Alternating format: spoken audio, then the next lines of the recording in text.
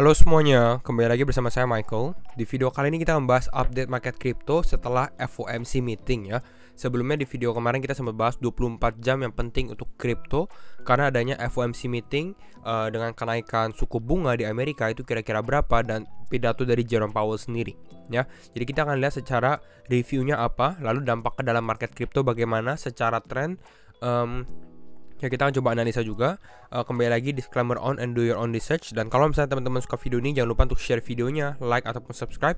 Kita akan langsung masuk ke dalam pembahasan, dimana untuk saat ini market relatif sideways ya, karena fluktuatifnya ini beberapa jam yang lalu gitu, mungkin pada saat FOMC ya.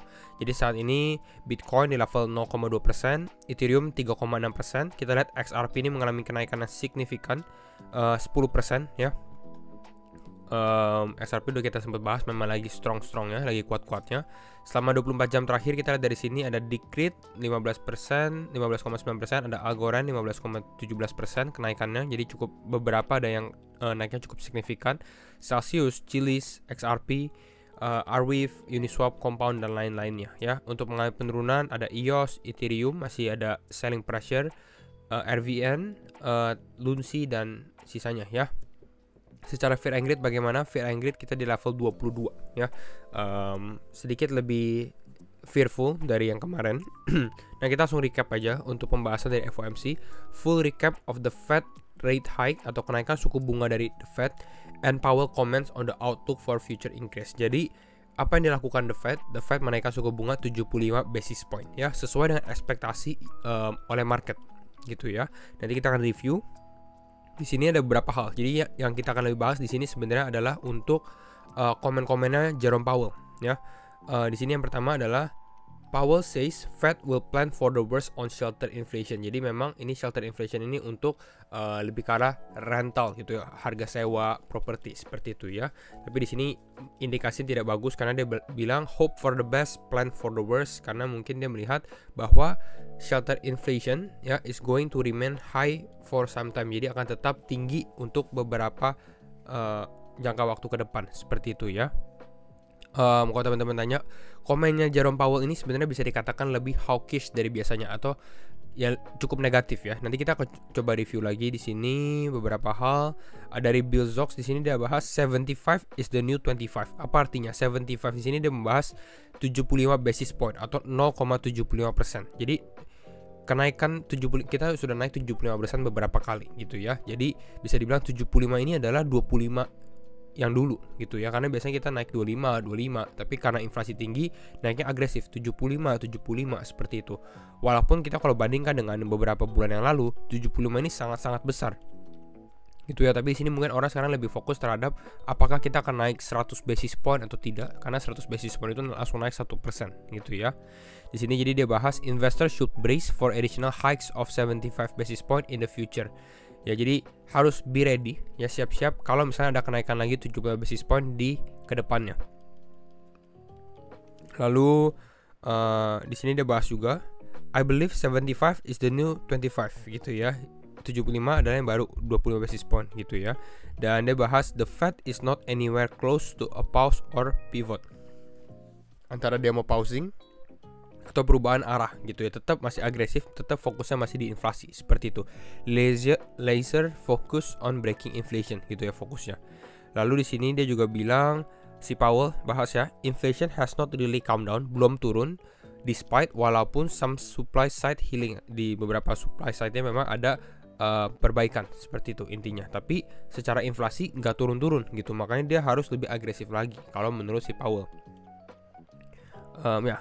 Lalu di sini yang terakhir, di sini yang lebih negatif ya, di sini dia bahas no one knows if Fed hikes will mean recession, atau nggak ada yang tahu kalau misalnya kenaikan suku bunga dari Federal Reserve ini agresif ini bisa berarti resesi seperti itu. Jadi dia bilang ya kita nggak tahu, tapi kita tetap harus agresif aja seperti itu intinya. Jadi ya ini yang mungkin membuat orang sedikit ketar-ketir juga.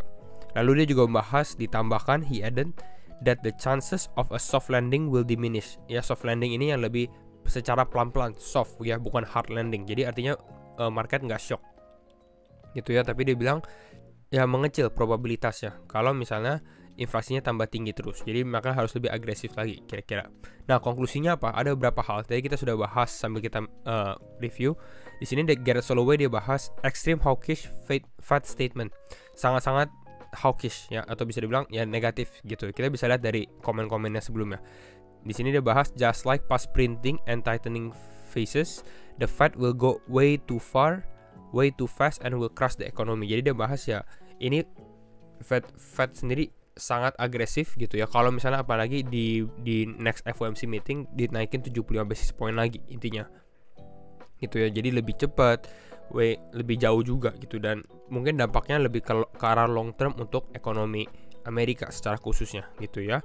Dari TED Talks Macro dan menambahkan this market reaction is not to the height gitu ya, it's on the shifting in the dot plot. Jadi lebih ke arah projections berikutnya oleh the Fed ya. Orang-orang mikir bagaimana nih next FOMC meeting di November ya. Sebenarnya di bulan Oktober ini nggak ada FOMC meeting. Jadi kita mungkin, saya rasa Oktober ini bisa dibilang momen yang cukup positif ya, tapi nggak akan terlalu bullish juga sebenarnya ya. Mungkin tapi kita mungkin bisa closing candle hijau kalau kita lihat dari historical secara di bulan Oktober gitu ya. Jadi itu ya sesuatu yang kita bisa lihat. Tapi untuk di September ini saya rasa masih ada pressure juga atau ada tekanan ya. Nextnya adalah di November, awal November 1, November 2 akan menarik sekali. Lalu yang terakhir ini di Desember 13 sampai 14. Nggak kerasa bahwa tahun 2022 ini sudah mendekati ya bulan November Desember juga gitu ya. Walaupun kita masih harus lewatin bulan Oktober. Di sini kita lihat juga investing.com ya, dia bahas breaking Bank of England hikes interest rate by 50 basis point to, jadi naik 50 basis point ke 2,25%. Ini adalah yang paling tinggi since 2008 gitu ya. Setelah the Fed ya, lalu di sini Bank of England. Kita sempat bahas di sini kalau nggak salah ya, di mana banyak sekali negara-negara khususnya Indonesia juga gitu ya yang ada implementasikan ini kenaikan suku bunga seperti itu. Makanya di sini bisa dibilang volatile week untuk financial market ya, sangat-sangat fluktuatifnya tinggi. Nah ini adalah gambarannya si Jerome Powell di sini. Lalu ada S&P 500, ada Nasdaq, ada Dow. Ini yang indeks-indeks saham Amerika juga gitu ya, dimana setelah Fed ini banyak yang mengalami penurunan gitu. Nextnya kita update, ini hanya ada Cardano Fossil hard fork ya. Ini tanggal 22, jadi mungkin beberapa jam ke depan akan ada Fossil hard fork. Saya rasa Cardano ini mungkin akan cukup fluktuatif juga, jadi teman-teman bisa perhatikan juga gitu ya.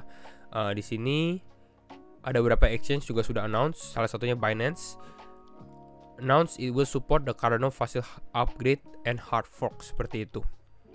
Ya jadi ini cukup positif juga. Ngomongin Binance juga, ini kalau teman-teman belum punya exchange Binance, silakan mungkin dan tertarik ya, bisa aja download Binance. Jangan lupa untuk register pakai referral code saya di deskripsi kalau teman-teman mau gitu ya.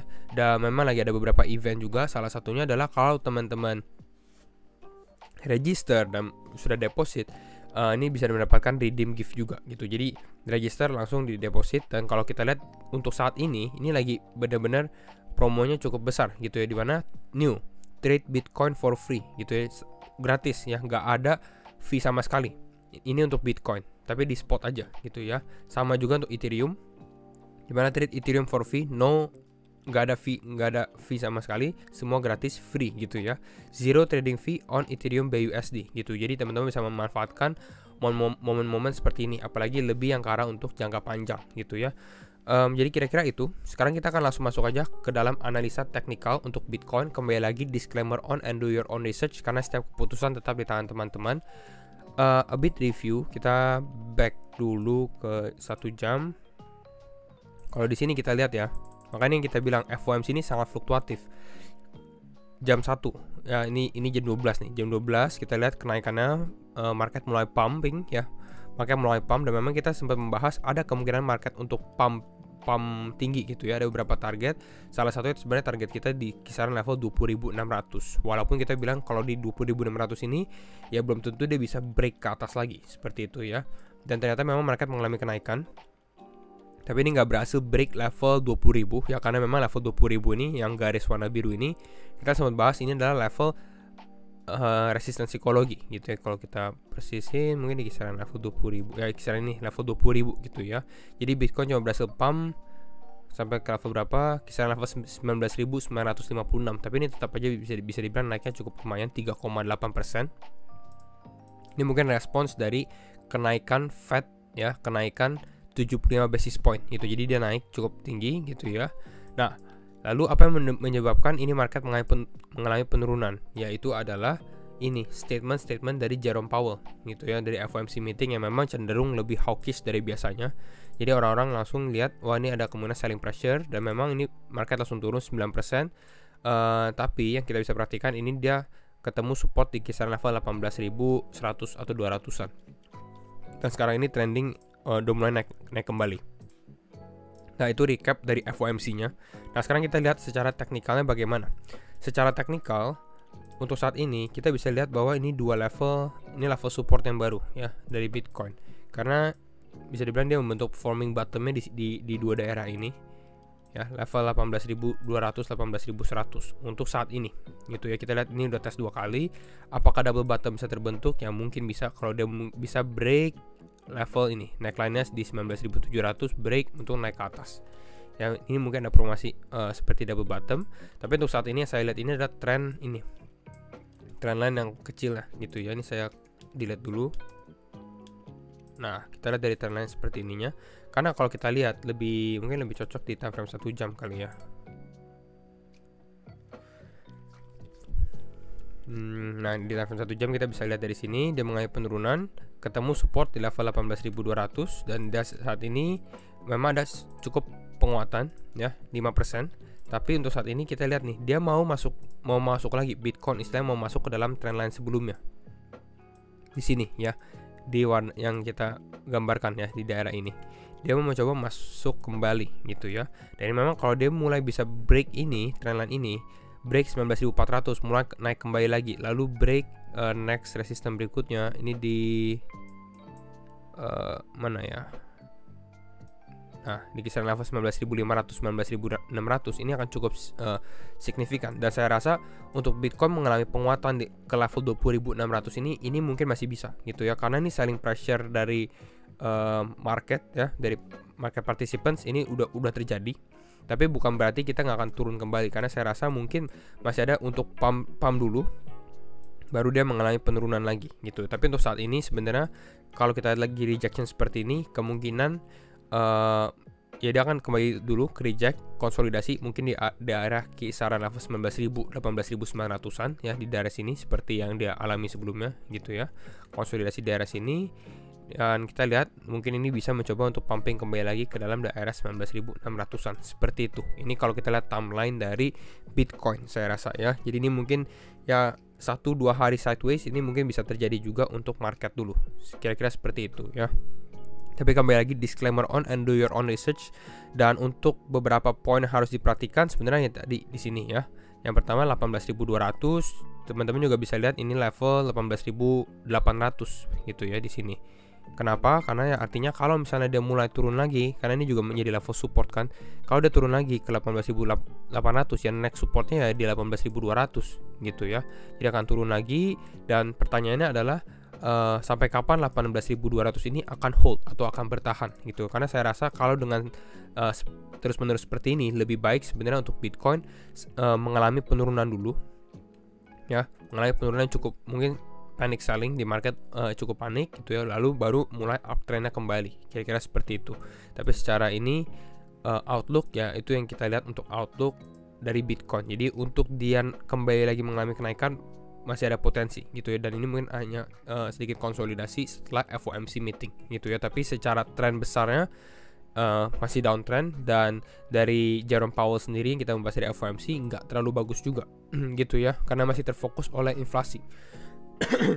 Jadi mungkin itu dulu untuk update market crypto hari ini. Dan kalau misalnya teman-teman suka video ini, jangan lupa untuk share videonya, like ataupun subscribe. Dan sekali lagi thank you semua for watching, and see you in the next video. Bye bye.